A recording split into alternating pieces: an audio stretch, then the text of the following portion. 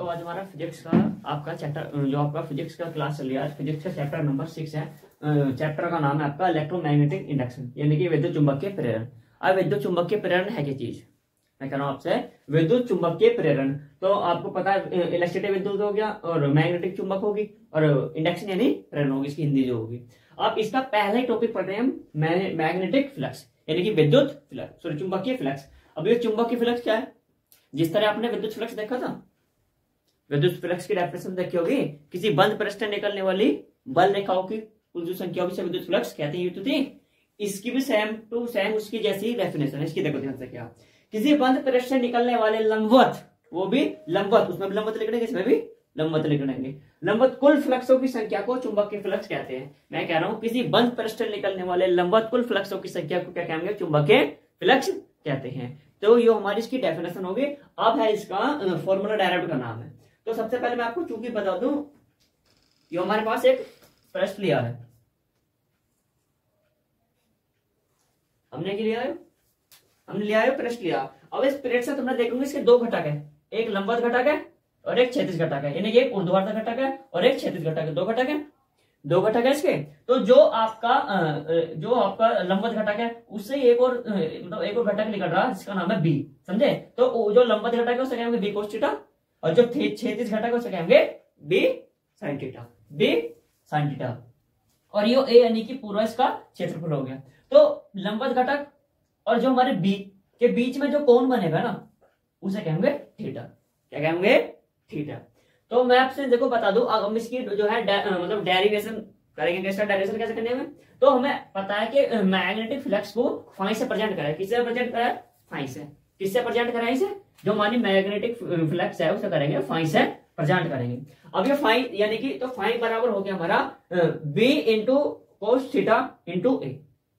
अब इसमें बी क्या है? बी क्या? इसमें बी है चुंबकीय क्षेत्र। कोस थीटा क्या है? कोस थीटा क्या? लंबवत घटक। और ए क्या? पूरा क्षेत्रफल हो गया। इतनी बात क्लियर। अब देखो जैसे कि चूंकि आपको पता है मैं इसे ए लास्ट में लगा तो ए पहले भी तो लिख सकता हूं इसे, मतलब अपने हिसाब से मतलब सिस्टमेटिक तरीके से लिख सकता हूं आगे, जैसे कि ए इंटू बी कोस थीटा या ए बी कोस थीटा। इतनी बात क्लियर। आगे चलो, आगे हमें पता है कि हर जो सदिश का गुणनफल होगा ना वो क्या होगा? अदिश होगा। तो आपको पता ही है हर सदिश का गुणनफल क्या होगा? अदिश होगा। तो जैसे हमने ए बी कोस थीटा का सदिश रूप में लिखा तो इसे ए इंटू ए सदिश इंटू बी सदिश होगा। आगे देखो, अब इसमें हम दो कंडीशन रखें, कंडीशन 1 और कंडीशन 2। यदि मेरा थीटा का मान 0 हो, थीटा का मान 0 कब होगा?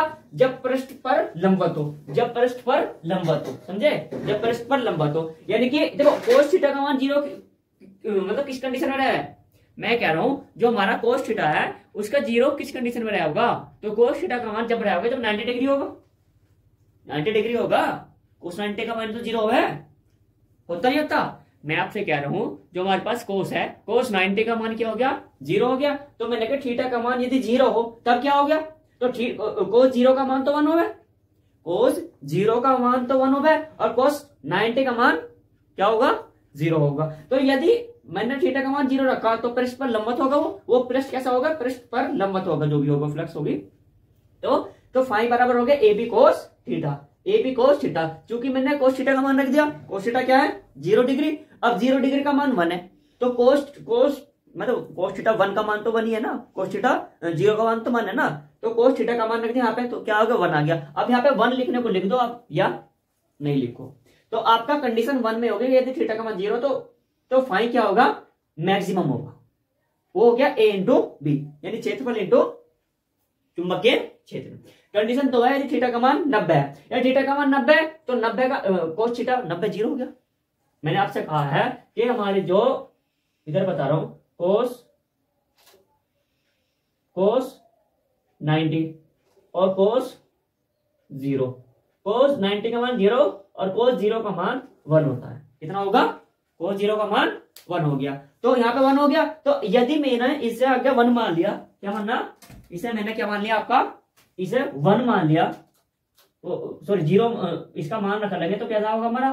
फाई बराबर ए इंटू बी कोस 90 डिग्री। अब आपको पता है फाई बराबर ए इंटू बी इंटू cos 90 का मान कितना 0 हो गया। तो 0 की जितने से भी गुणा होगी तो मान तो पूरा 0 ही आऊगा। तो फाई का मान क्या आ जाऊगा 0। फाई का मान क्या आ गया 0। फाई का मान 0 कब होगा, यानी चुंबकीय जो हमारा चुंबकीय फ्लक्स है वो 0 जब होगा जब मेरा थीटा का मान 90 डिग्री होगा। तो अब हमारा ये टॉपिक नेक्स्ट टॉपिक हमारा आपका जो फिजिक्स का दूसरा टॉपिक नेक्स्ट टॉपिक स्टार्ट हुआ वो है विद्युत चुंबकीय प्रेरण, यानी कि इलेक्ट्रो चैप्टर के नाम है इलेक्ट्रोमैग्नेटिक इंडक्शन, यानी कि विद्युत चुंबकीय प्रेरण। अब विद्युत चुंबकीय प्रेरण क्या, थोड़ा दिमाग लगाओ, इसमें 3 चीज का यूज हो रहा, समझे। चैप्टर में खुद 3 चीज कह रहा, मैं विद्युत भी हूं और चुंबक भी हूं और प्रेरित भी कर रहा हूं, समझे। मैं विद्युत भी हूं, चुंबक भी हूं और प्रेरण की घटना भी कर रहा हूं।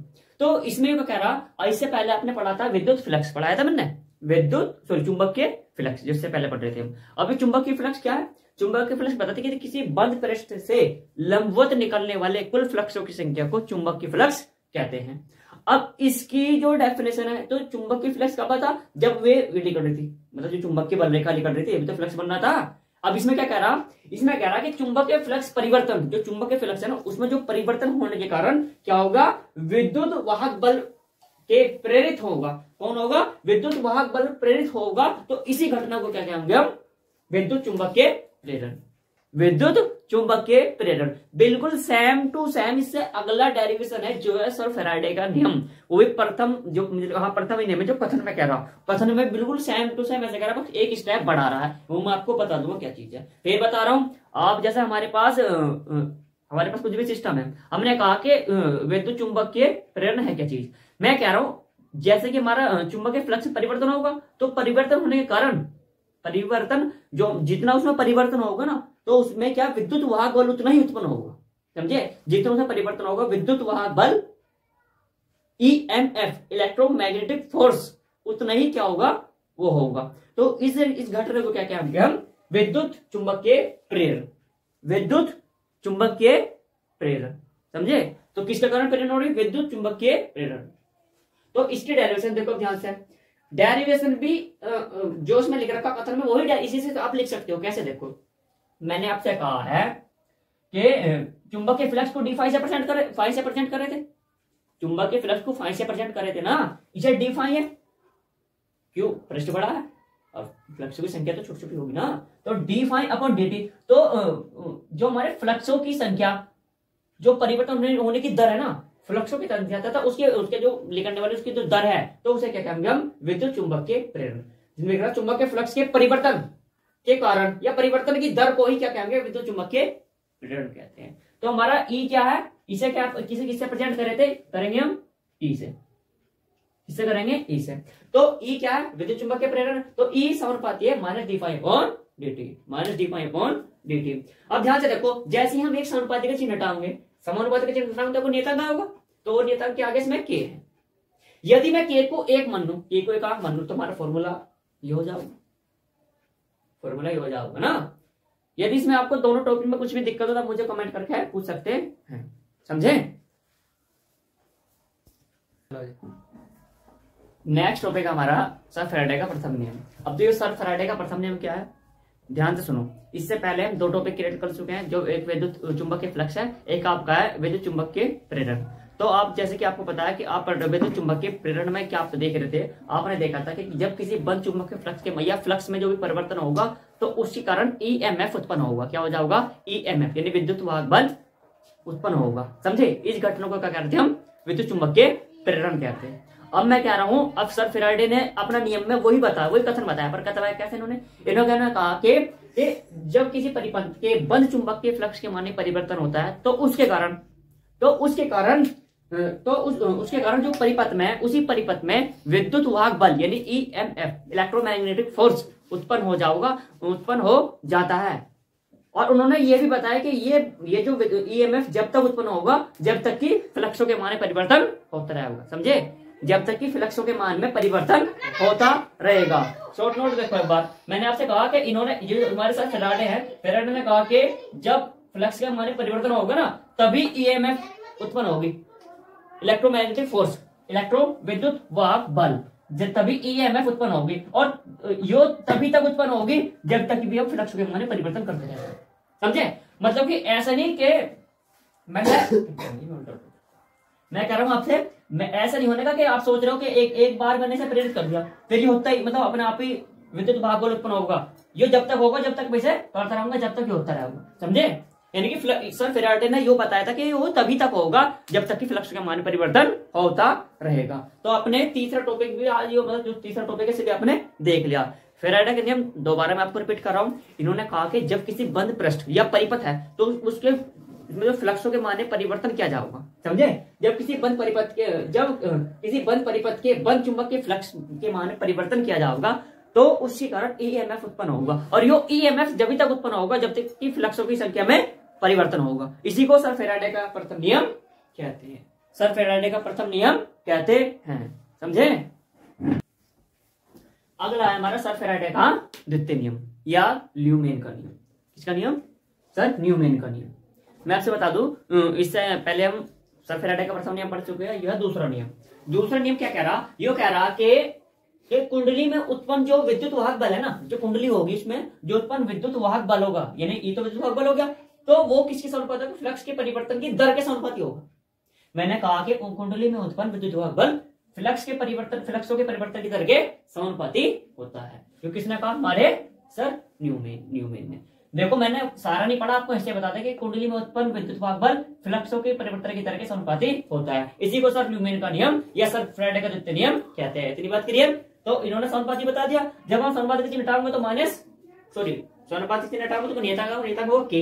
यदि मैं के को एकांक मान लूं तब क्या होगा? तब डी फाइव अपॉन डी होगा माइनस में, समझे? मैं कह रहा हूं यदि फेरों की संख्या n है, चूंकि इसमें कुंडली का भी यूज हो रहा, कुंडली का जो हो रहा ना, तो फेरों की संख्या n है, तो यदि फेरों की संख्या n है तो फॉर्मूला इस सेट का एस चेंज हो जाएगा, विद्युत वाहक बल बराबर माइनस के N D phi upon D T. कोई दिक्कत? तो हमारा नेक्स्ट पॉइंट है, नेक्स्ट टॉपिक हमारा हुआ है सर लेंज का नियम। अब सर लेंज का नियम क्या? ये साइंटिस्ट है जिनका नाम है लेंज, इन्होंने अपना नियम दिया जिसे क्या नाम है? लेंज का नियम। तो सर लेंज ने क्या कहा? सर लेंज ने कहा कि इन्होंने कुंडली और मतलब कि चुंबक के बीच आपेक्षिक गति को देखा, समझे? कुंडली और चुंबक के बीच आपेक्षिक गति का।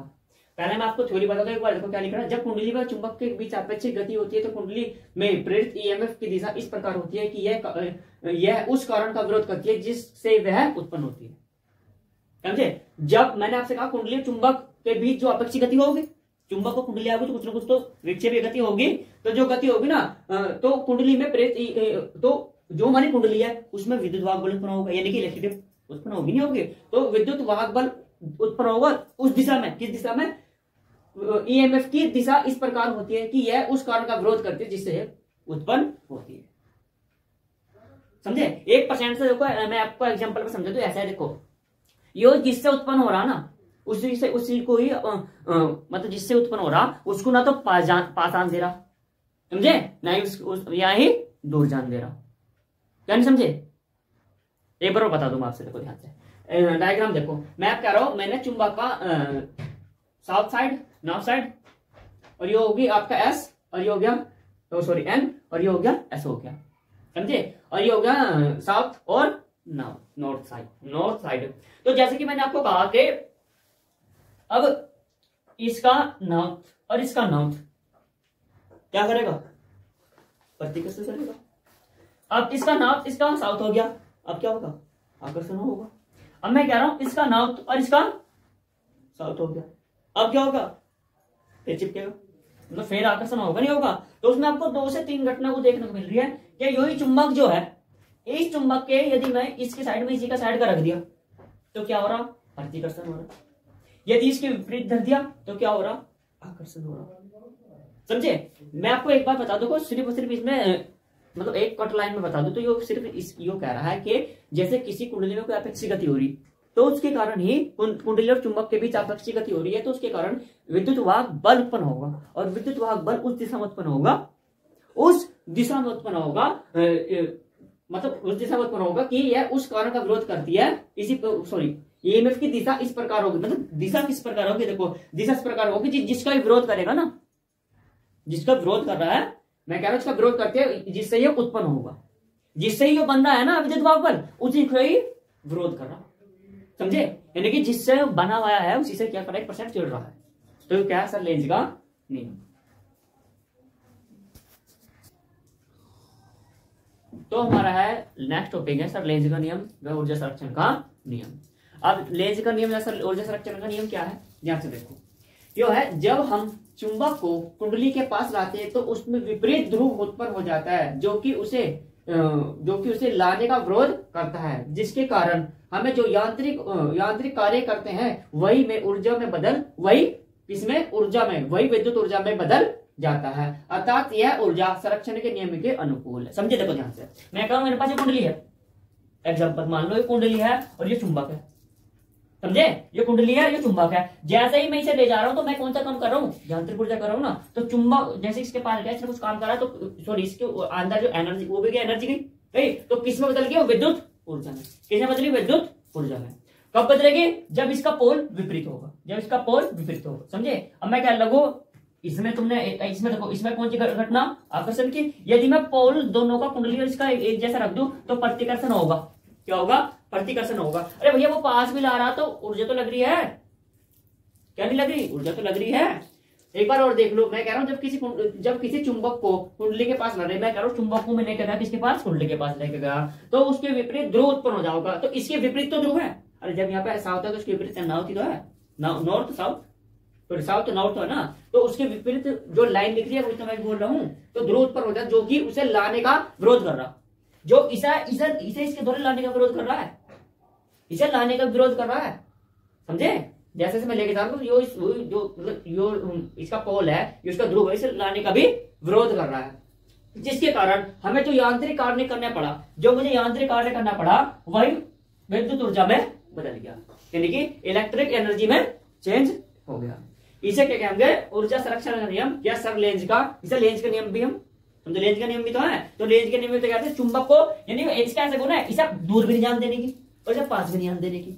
समझे। ये कुंडली जो चुंबक को ना तो दूर जान दे रही ना ही पास आन दे रही, इन्हें तो बीच का बना दिया था। अरे ना तो दूर जान दे रही ना पास आन दे रही, कुछ फैश का हिसाब किताब, या तो पास ही बुला ले या दूरी भेज दे।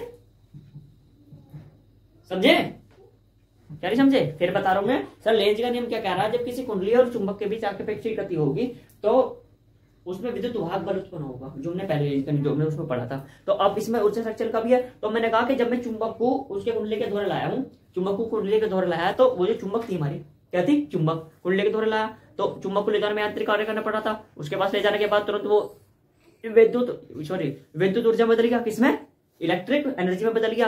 अब इलेक्ट्रिक एनर्जी में बदल गया, ये इलेक्ट्रिक एनर्जी में जो बदला किसके कारण बदला, यांत्रिक ऊर्जा कारण। किसी कारण बदला, यांत्रिक ऊर्जा कारण, जो ऊर्जा संरक्षण के नियम के अनुकूलन है। किसके अनुकूलन है, ऊर्जा संरक्षण के नियम के अनुकूलन है। कोई दिक्कत है तो आप मुझे बता देना। तो नेक्स्ट टॉपिक है हमारा स्वयं प्रेरण, यानी कि सेल्फ इंडक्शन। अब जो सेल्फ इंडक्शन क्या, ध्यान से देखो, सेल्फ इंडक्शन है क्या चीज।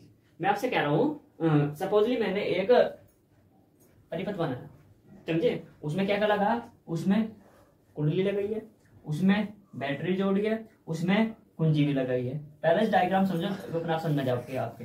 जैसे ही मैंने क्या काम करा, धारा बढ़ाई या घटाई, धारा का मैंने परिवर्तन किया और ऊपर लगा दिया, क्या लगा दिया, ऊपर मैंने लगा दिया, ऊपर लग रहा है बल्ब।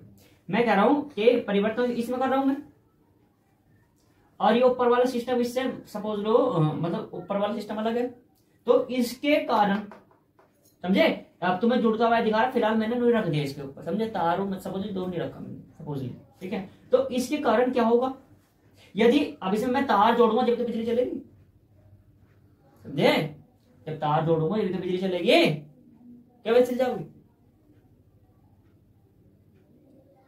देखो ध्यान से, मैं कह रहा हूं इसमें मैंने ये पूरा परिपथ बनाया, परिपथ मैंने ऊपर एक सिस्टम बनाकर बल्ब रख दिया। तो मैंने कहा जैसे इसने धारा के मान में परिवर्तन किया, धारा के मान में परिवर्तन करते ही मेरे चुंबक के फ्लक्स के मान में परिवर्तन हो गया। जैसे हम पीछे नियम से पढ़ता रहे, 3 से 4 नियम पढ़ता रहे हम। एक तुम्हारा विद्युत चुंबकीय प्रेरण, एक फैराडे का प्रथम नियम, फैराडे का द्वितीय नियम, और आपका सर लेंज का नियम। ये 3-4 नियम जो है ना, हमें इनमें सभी में 2 ही परिवर्तन करने, 2 से 3 परिवर्तन करने। एक तो विद्युत फ्लक्स में, सॉरी एक चुंबकीय फ्लक्स में, और एक आप क्या फ्लक्स में परिवर्तन कर रहे हैं, और धारा के मान में कुछ परिवर्तन कुछ कर रहे हैं। तो मैं कह रहा हूं, जब मैं किसी कुंडली में बहने वाली धारा के मान में परिवर्तन कर दिया, तो फ्लक्स में मान में परिवर्तन होगा, फ्लक्सों के मान में परिवर्तन होगा ना। इसके बाद कुंडली में प्रेरित धारा उत्पन्न होगी, इस घटना को स्वयं प्रेरण कहते हैं। नहीं समझे? फिर बता रहा हूं, मैं कह रहा हूं मैंने धारा के माने परिवर्तन कर दिया, या मैंने धारा को बढ़ा दिया, या मैंने धारा को घटा दिया, समझे? मैंने धारा को सपोजली बढ़ा दिया, घटा दिया, तो फिर जब मैं उसे घटाऊंगा तो उसके फ्लक्सों की संख्या में भी घट बढ़ती होगी, फिर जितनी धारा होगी उतनी फ्लक्सों की संख्या होगी, समझे? आपको पता नहीं कि जो धारा है हमारी आई जो है धारा समानुपाती है फाई के, यानी फ्लक्स की संख्या जितनी होगी धारा होगी, और इसे घटा दिया भी बढ़ेगा, और इसे बढ़ा दिया भी बढ़ेगा, इतनी बात तो आपको क्लियर हो रही होगी। और मैं कह रहा हूं क्योंकि मैंने इसके मान में परिवर्तन कर दिया धारा के, तो फ्लक्सों के मान में परिवर्तन होगा, इसके मान में परिवर्तन होगा, फ्लक्सों के मान में परिवर्तन होगा। अब जब फ्लक्सों के मान में परिवर्तन होगा तो तुम एक चीज बता, फाई जो है, फाई का नियम क्या था? फाई का नियम बता नहीं था मैंने, तो जो पीछे फाई बताया, फाई हमारा चुंबकीय फ्लक्स नहीं था, चुंबकीय फ्लक्स नहीं था, फाई जो था। तो मैं कह रहा हूं जैसे ही फ्लक्स का मान हमारा बढ़ेगा या क्या होगा, घटेगा, बस दो कंडीशन हो जाएगा, या तो ये बढ़ेगा तो ये बढ़ेगा, जो घटेगा तो ये भी घटेगा। तो जो भी परिवर्तन होगा तो इसमें दोनों में परिवर्तन होने के बाद फिर कुंडली में धारा भी उत्पन्न होगी। भाई धारा भी तो मैं कह रहा हूँ उसी कुंडली में प्रेरित धारा उत्पन्न होती है, इस घटना को यानी अपने आप ही प्रेरित होगी वो, समझे? ये सिस्टम अलग है, ये सिस्टम अलग है, इसकी प्रेरणा जो है ना, इसकी प्रेरणा इसके पास आगे से कहेंगे स्वयं प्रेरणा अपने आप ही प्रेरित होगी, अपने आप ही प्रेरित होगी। डायरेक्शन देखो, मैं कह रहा हूं फ्लक्सों की संख्या, किसी कुंडली फ्लक्सों की संख्या उसमें जो बहने वाली धारा के समानुपाती होती है, तो फ्लक्सों की संख्या समानुपाती धारा के, तो चूंकि समानुपाती से हटा होगा तो सॉरी कुछ नियतांक लगेगा, और उसमें लगा रखा एल, एल क्यों लगा रखा, एल इसका नियतांक, एल क्या इसका नियतांक क्या, तो इक्वेशन नंबर 1 मान लिया, क्योंकि यदि मैं एल निकाल लगा तो एल बराबर 5/i हो गया, क्योंकि मैं आपको बता दूं आपकी जानकारी लो, एल स्वयं प्रेरण गुणांक, ये स्वयं प्रेरण का गुणांक है या इसका नियतांक है, क्लियर? और फाई क्या फ्लक्स है, फ्लक्सों की संख्या, सॉरी फ्लक्स है ओनली, आई क्या हमारी धारा होगी। मैं आपसे कह रहा हूं टी के सापेक्ष समीकरण 1 का समाकलन करा, अवकलन करा, मैंने क्या करा, अवकलन करा टी के सापेक्ष समीकरण 1 का, तो अवकलन जैसे करते तो d∅/dt हो गया, इसका d∅/dt हो गया जो अवकलन मैंने आपको बता दिया था, और इसका होगा d जो हो गया एल di/dt,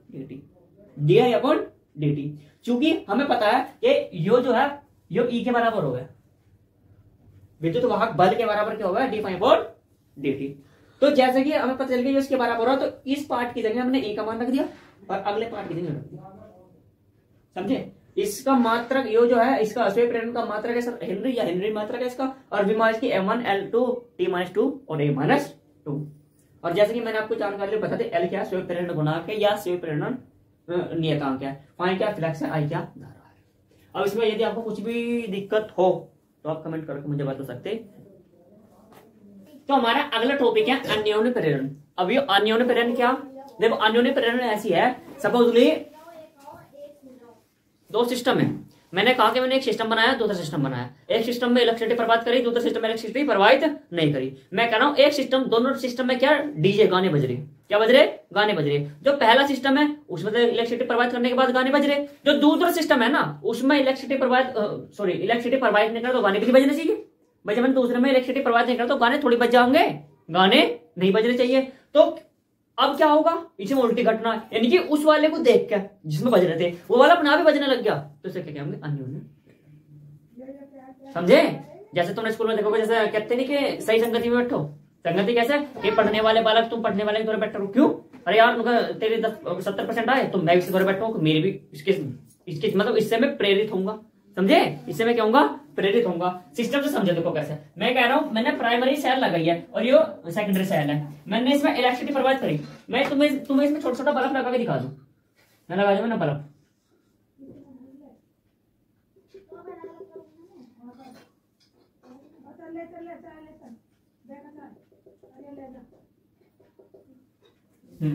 दोनों सिस्टम को ध्यान से देखो। मैं आपसे कह रहा हूं मैंने इसमें सेल बैटरी जोड़ रखी, इस वाली प्राइमरी सेल से क्या जोड़ रखी मैंने, मतलब बैटरी, हमने इसमें बैटरी जोड़ रखी, समझे? यानी इलेक्ट्रिसिटी प्रवाहित कर रखी, तो उसका तो बल्ब जलना चाहिए, समझो? इसका बल्ब जलना चाहिए, नहीं जलना चाहिए, इसमें इलेक्ट्रिसिटी प्रवाहित है तो उसका बल्ब जल रहा है। मैं कह रहा हूं सेकेंडरी कॉइल है, समझे? यो प्राइमरी कॉइल थी, यो सेकेंडरी कॉइल है, सॉरी कॉइल है, क्या है, कॉइल। मैंने कहा इसमें बैटरी लगा रखी, इसमें बैटरी है कहीं नहीं लगी, इधर देखो ध्यान से, इसमें बैटरी है कहीं नहीं लगी, इसमें बैटरी है। तो प्राइमरी कॉइल में जैसे मैंने बैटरी लगाई तो बल्ब जल गया, इसके पास ही मैंने दूसरी कोयल एक और कोयल रख दी, दूसरी एक और कोयल रख दी। चूंकि इसमें कहीं बैटरी दिख रही नहीं दिख रही, फिर भी इसका बल्ब क्या जल रहा है, यानी इसको देख के वो प्रेरित हो गया। इसे क्या होंगे अन्योन प्रेरण, दूसरे को देखकर प्रेरित हो जाओगा। और वो क्या था, वो नीचे सिस्टम तो उसके ऊपर बल्ब जला तो खुद को देख के प्रेरित हो गया। तो कुछ खुद को देख को प्रेरित हो जा रहा है, कुछ दूसरे देख को प्रेरित हो जा रहा है। कहते नहीं तो भाई कोई मुझे वो बनना है, बनना तो दूसरे उसके जैसा बनना, तो उससे तो प्रेरित हो रहे हैं। या घर में ही हमें इसके जैसा बनना है तो इससे तो प्रेरित हो रहे हैं, या हमें खुद को खुद के जैसा बनना है तो खुद से तो प्रेरित हो रहे हैं। तो उसे क्या कहेंगे अन्योन प्रेरण, जो कि किसी दूसरे की प्रेरित घटना को देखकर खुद ही प्रेरित हो उठे, उसे कहेंगे अन्योन प्रेरण। अब इसकी भी डेरिवेशन स्वप्रेरण की जैसी देखो कैसे है। मैंने आपको क्या बताया कि कुंडली में बहने वाली धारा फ्लक्सों की संख्या के समानुपाती होगा, तो इसका नियतांक घटाएगा तो एम लगेगा। एम क्या है, अन्योन प्रेरण गुणांक, ये अन्योन प्रेरण नियतांक। इतनी बात क्लियर। मैंने कहा आपका एम इधर लेकर तो 5/I हो जाएगा। अब देखो मैं कह रहा हूं जो इक्वेशन 1 है इसे टी के सापेक्ष समाकलन कर अवकलन करा, क्या करा टी के सापेक्ष अवकलन करा, तो क्या होगा dy/dt, dy/dt mti/dt। इतनी बात क्लियर। अब एक पॉइंट पाओ ध्यान से देखो, मैं आपसे कह रहा हूं dy/dt बराबर क्या है, dy/dt हमें पता नहीं है कि विद्युत वाहक बल का फॉर्मूला ये तो था dy/dt विद्युत वाहक बल बराबर dy/dt। इतनी बात क्लियर। चूंकि इसकी जगह ई रख दिया मैंने, dy/dt जगह ई रख दिया और सेम टू सेम ऐसे रख दिया। और देखो विमा इसकी किसकी जैसी है, स्वप्रेरण की, जो स्वप्रेरण की विमा थी वो उसकी विमा है। और मात्रक यानी स्वप्रेरण जैसा, जो स्वप्रेरण का मात्रक था ना वही इसका मात्रक है। एक चीज याद करो, दो चीज टेंशन खत्म। अगला एम क्या, अन्योन प्रेरण गुणांक। देखो डेरिवेशन कुछ भी अंतर नहीं है, सिर्फ बताओ क्या चेंज हो रहा, एक इसके नियतांक में तो चेंज हो रहा और किसी में चेंज नहीं हो रहा। नियतांक में और देख लो तुम खुद ही देख लो कि सिर्फ एम में ही चेंज होता रहा और किसी में भी इसमें कतई भी चेंज नहीं हो रहा है। समझे, यो क्या है अन्योन प्रेरण। एक बार डेफिनेशन बोल के बता दूं, जब किसी कुंडली में बहने वाली धारा जब किसी कुंडली में बहने वाली धारा के मान में परिवर्तन किया जाता है तो पास रखी दूसरी कुंडली से बंद चुंबक के फ्लक्स के मान परिवर्तन होगा। देखो मैंने कहा इसमें धारा प्रवाहित करी तो इसमें फ्लक्स की संख्या परिवर्तन होगा, तो मैं कहने से धारा प्रवाहित कर रहा हूं तो इसमें थोड़ी होगा। अब इसमें क्या घटना हो रही है कि इसके फ्लक्स के परिवर्तन के साथ साथ इसके फ्लक्स में परिवर्तन हो रहा, और तुम्हें पता है कि अगर फ्लक्स में परिवर्तन हो गया तो 100% गारंटी है कि इलेक्ट्रिसिटी प्रवाहित होगा। समझे, अगर फ्लक्सों की संख्या में परिवर्तन हो गया ना तो 100% गारंटी है कि हमारी जो विद्युत धारा विद्युत धारा उत्पन्न होगी। इतनी बात क्लियर।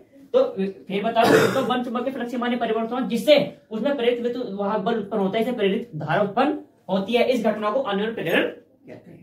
फिर एक बार रिवीजन कर रहा हूं, जब किसी कुंडली में बहने वाली धारा के मान में परिवर्तन किया जाता है तो पास रखी दूसरी कुंडली से बंद चुंबक के फ्लक्स के मान में परिवर्तन होता है, जिससे उसमें प्रेरित विद्युत वाहक बल अर्थात प्रेरित धारा उत्पन्न होती है। इस घटना को अन्योन प्रेरण कहते हैं। फिर बता रहा हूं, मैंने इसे क्या करा, इसमें मैंने इलेक्ट्रिसिटी प्रवाहित हो रही है तो इसमें क्या फ्लक्स के मान में परिवर्तन होगा। भाई धारा भारी तो फ्लक्स के मान में परिवर्तन होगा ना, क्योंकि धारा समानुपाती फ्लक्स की संख्या है ना, तो धारा भाई तो फ्लक्स भी बदलेगी, क्यों धारा का मान बदलेगा तो फ्लक्स का मान बदलेगा। क्योंकि इसमें तो बदलना चाहिए भाई, इसमें थोड़ी बदलेगा। और उसमें क्या हो रहा है, इसके फ्लक्स के मान में परिवर्तन हो रहा है, जब इसके फ्लक्स के मान में परिवर्तन हो रहा है धारा भी आज अपने आप ही इसमें धारा बहनी स्टार्ट हो जाएगी। इसे कहेंगे अन्योन प्रेरण। और डेरिवेशन मैंने आपको समझा दी।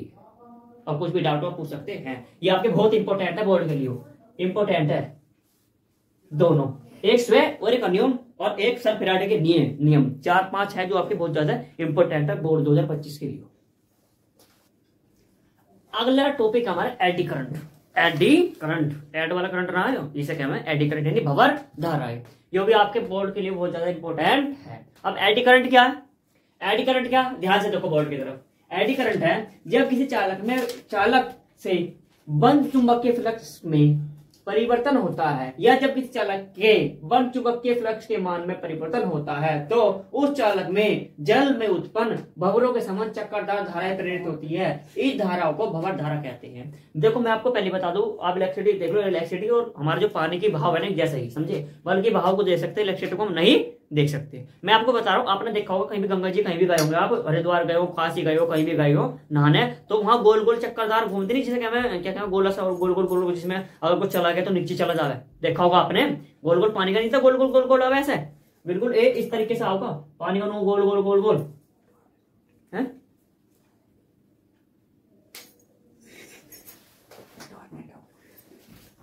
हाँ जो भी गोल गोल है ना वो गोल गोल सा पानी मतलब गोल गोल सा हुआ है। अब ध्यान से देखो, मैं आपसे बता रहा हूं, मैंने जैसे ही किस चालक में इलेक्ट्रिसिटी प्रवाहित करी तो फ्लक्स के मान में परिवर्तन होगा। किसके फ्लक्स के मान में परिवर्तन होगा, या मैं कह रहा हूं किसी चालक में फ्लक्स के मान में ही परिवर्तन कर दिया तो क्या हो गया, तो उस चालक में धारा के मान में परिवर्तन होगा। ठीक है, तो कभी कभी धारा जो है ना ऐसी भयानक रूप ले लेगी कि मतलब ऐसा भयानक रूप ले लेगी जो बहुत सारी चक्कर के रूप में, समझे क्या कह रहा हूं, भंवरों का रूप ले लेगी, भंवरों के समान प्रेरित धारा उत्पन्न हो जाएगी कभी कभी, तो इसे क्या कहेंगे, भंवर धारा है। समझे, मैंने कहा कि भंवर के रूप में धारा उत्पन्न होगी और इसे कहेंगे भंवर धारा है। मैं दोबारा रिपीट कर रहा हूं एक बार, जब किसी चालक के बंद पृष्ठ चुंबक के फ्लक्स के मान में परिवर्तन होता है तो उस चालक में जल में उत्पन्न भंवरों के समान चक्कर प्रेरित धारा उत्पन्न होती है। इन धाराओं को भंवर धाराएं कहते हैं। जो चक्कर मतलब ऐसा धारा कभी कभी चक्करों के समान समझ सकेंगे, भंवर धारा या एडी करंट। डायग्राम इसका हो रहा, समझे, जैसे पानी में होगा ऐसे चारों में होगा चालक के, समझे, जैसे पानी में गोल गोल होगा ऐसे चालक के चारों में होगा। उपयोग देखो, इंपॉर्टेंट उपयोग भी एक प्रेरण मोटर बनाने में। प्रेरण मोटर, ऐसा मोटर जो एक को देखकर दूसरा प्रेरित हो जाए, तो ऐसा तो हर कोई चाहिए। सोचो, कल्पना करो तुम्हारे घर में दो पंखे, एक में इलेक्ट्रिसिटी बर्बाद करो और दूसरे में मत करो, उसे देख देख के चल रहा हो, कितना अच्छा होगा। कल्पना करो भाई, दो पंखे हैं, दो पंखे में एक में इलेक्ट्रिसिटी बर्बाद रखी, बिजली कितनों की फूकेगी, एक की, और चलेगा कितने, दो। समझे, तो मैं क्या कह रहा हूँ, प्रेरण मोटर बनाने में, ऐसा मोटर जो प्रेरित होता हो। अगला चाल मापी में, जो चाल को मापने का यंत्र है ना, यंत्र जो है उसे चाल मापी कहेंगे, चाल मापी बनाने में। अगला है धारा मापी स्कोर उद्दोल बनाने में। अगला है रेलगाड़ी के चुंबक के ब्रेक में, रेलगाड़ी के जो ब्रेक बन रहे हैं चुंबक के ब्रेक जो ब्रेक बनेंगे वो इसी भंवर धारा पर आधारित है। इसका उपयोग जो है इस पे मतलब इसका उपयोग करके बनाऊंगे। तो विद्युत शक्ति मीटर में क्या किया मैंने, विद्युत शक्ति मीटर में, और प्रेरण भट्टी में। भट्टी ऐसी भट्टी जो दूसरी भट्टी को प्रेरित करती है, प्रेरण भट्टी कहते हैं। इतनी बात तो क्लियर हो रहा होगा तुम, और प्रेरण की घटना भी हो रही होगी। तो मुझे आशा करता हूँ कि आपको सहयोग समझ में आया होगा। नेक्स्ट टॉपिक हमारा प्रेरक तत्व। अब ये प्रेरक तत्व क्या है, देखो प्रेरक तत्व वो है जो किसी को भी प्रेरण कर दे, समझे, यानी कि ऐसे तत्व जो किसी को भी प्रेरण कर दे प्रेरक तत्व कहलाते हैं। सटीक डेफिनेशन देखो, उस विद्युत परिपथ को जो विद्युत चुंबक के प्रेरण की घटना करने का उत्पन्न करने का गुण रखता हो प्रेरक तत्व कहलाता है। फिर रिपीट कर रहा हूँ, उस विद्युत परिपथ को जो विद्युत चुंबक के प्रेरण उत्पन्न करने का गुण रखता हो। मैं कह रहा हूँ मेरे पास ये परिपथ है, समझे, इसमें वो फिर बता रहा हूँ, इसमें कुंडली भी है, बल्ब भी है, और तो बैटरी भी है। धारा प्रवाहित करी मैंने, क्या हुआ, बल्ब जल गया। इसमें कुंडली है और बल्ब है और बैटरी तो है नहीं, तो मैंने क्या, अब इसी को देखकर इसे प्रेरित हो रहा, तो इसमें कोई कर भी तो रहा होगा प्रेरित से, जो प्रेरित कर रहा ना उसे जाऊंगा प्रेरक, समझे। प्रेरण करने वाले को प्रेरक तत्व कहते हैं। फिर बता रहा ऐसा परिपथ है जो दूसरे परिपथ को क्या करते हैं, प्रेरित करते हैं, प्रेरक तत्व, ये है प्रेरक तत्व। No doubt. तो नेक्स्ट टॉपिक है हमारा ईएमएफ। ईएमएफ क्या है, जो है प्रेरित विद्युत वाहक बल, यानी इलेक्ट्रोमैग्नेटिक फोर्स, समझे, इलेक्ट्रिक मैग्नेटिक फोर्स। ध्यान से देखो, मैं कह रहा हूं इधर एक चुंबक होगी और एक बार कुंडली होगी, जो उसके पीछे सापेक्षिक गति होगी ना, तो गति के कारण एक बल लगेगा, वो जो बल लगेगा ना उस बल का नाम है ईएमएफ, इलेक्ट्रोमैग्नेटिक फोर्स।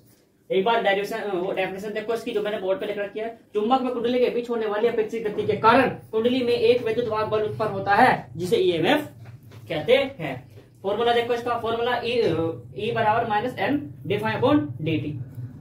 हमें पता है डी/dt का चुंबक के फ्लक्स में परिवर्तन की दर है, समझे, ये फ्लक्स में परिवर्तन की दर ही तो है डी/dt।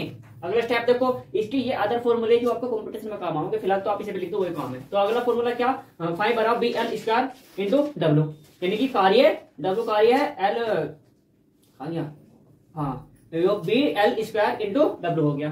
तो सॉरी, इसका अगला फॉर्मूला है E बराबर BLV, और इसका जो अगले नेक्स्ट फॉर्मूला E बराबर BLWL/2। नेक्स्ट E बराबर NAB ओमेगा साइन नहीं W sorry NABW sine omega T। हमें पता है यदि अधिकतम के लिए, यदि थीटा का मान अधिकतम हो यानी 90 डिग्री हो, तो हमें पता है साइन 90 का मान क्या होगा, 1 होगा। साइन 90 का मान क्या 1 होगा, तो 1 इसका मान धर के तो NAB आएगा ना, ये तो पूरा 1 हो जाओगे ना। साइन ओमेगा T तो 1 हो गया, तो NABW तो आएगा। बताओ कोई दिक्कत हो तो आज आपका ये चैप्टर जो पूरा समाप्त हो चुका है। कौन सा चैप्टर था हमारा, चैप्टर था हमारा इलेक्ट्रोमैग्नेटिक इंडक्शन। तो आपको इस चैप्टर में जो भी दिक्कत आई हो आप मुझे कमेंट करके बता सकते हैं।